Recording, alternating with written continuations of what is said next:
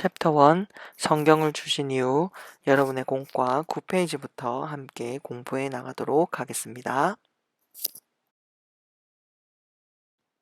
성경은 어떤 책인가? 위에 있는 시편 1편 1, 2절을 함께 읽어보겠습니다.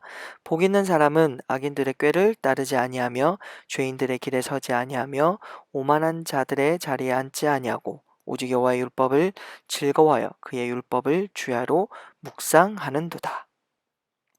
여러분, 성경은 어떤 책일까요? 아래에 성경에 대한 나의 생각을 자유롭게 한번 적어 보았으면 좋겠습니다. 여러분의 보통 때 성경에 대해서 어떻게 생각하고 있었는지를 간단히 적어 보면 되겠습니다. 성경에 대한 바른 이해를 갖기 전에 우리가 성경에 대해서 오해한 부분을 먼저 다루어 보고자 합니다.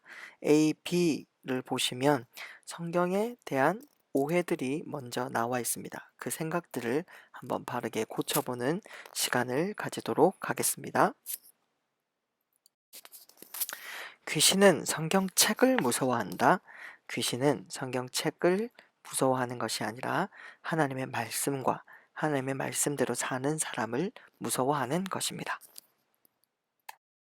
다음으로 성경의 주인공은 셀 수 없을 정도로 많다.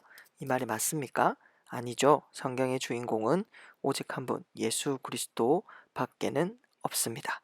오직 한 분, 예수님만 성경의 주인공입니다. 성경은 인간이 하나님을 찾는 노력의 결과다. 이 말은 다른 종교들의 경전을 설명하는 내용입니다. 성경은 인간이 하나님을 찾은 노력의 결과가 아니라 하나님께서 인간에게 자기 자신을 드러내신 책이라고 할 수 있습니다. 성경은 거룩한 하나님의 말씀이니 깨끗하게 읽어야 된다? 아니죠. 성경책 자체가 거룩한 것이 아니라 하나님의 말씀이 거룩한 것이기 때문에 성경책은 줄도 긋고 표시를 하면서 그렇게 열심히 읽어야 하는 것이 더 중요합니다. 성경은 많은 사람이 기록하였기 때문에 한 가지 주제를 찾기란 불가능하다.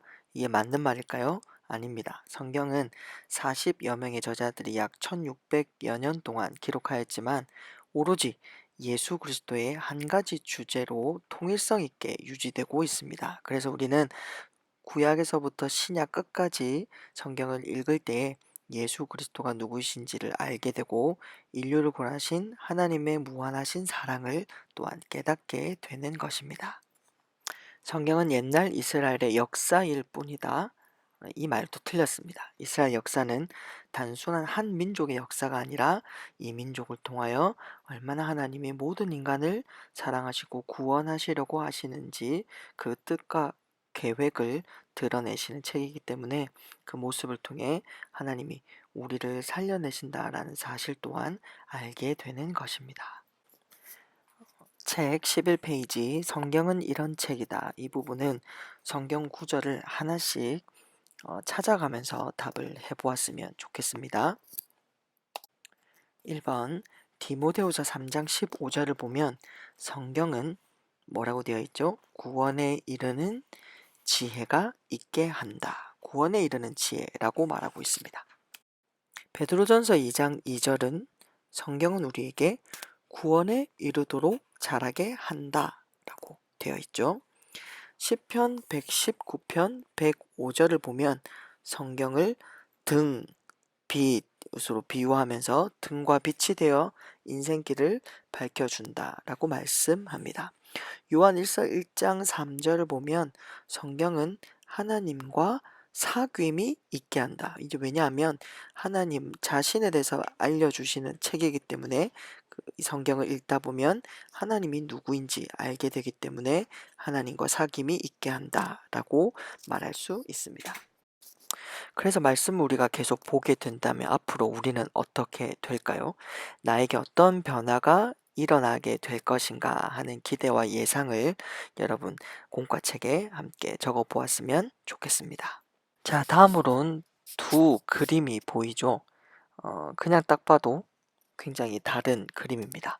왜 이 두 나무가 이렇게 다른 결과를 내게 되었는지 여러분 한번 생각해 보았으면 좋겠습니다. 핵심은 하나님의 말씀에 뿌리를 둔 인생과 하나님의 말씀에 뿌리를 두지 않은 인생이 너무나도 다르다라는 것입니다.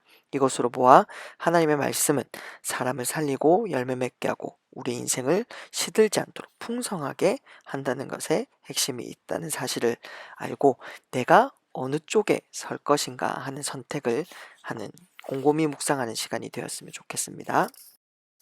자, 마지막 12페이지 보면 고귀한 성경책이라고 해서 엘리자베스 여왕, 보나르 목사, 링컨 대통령, 클리브랜드 대통령의 공통점, 그 성경을 고귀하게 여긴 사람들에 대한 내용이 적혀 있는데요. 한번 자세히 읽어보고 나는 앞으로 성경에 대해서 어떠한 태도를 가져야 되겠는지, 또 어떻게 하나님의 말씀을 읽어야 하겠는지 결단하고 함께 생각해보고 여러분의 결단을 그 공과책에 조용히 적는 시간을 가지시기 바랍니다.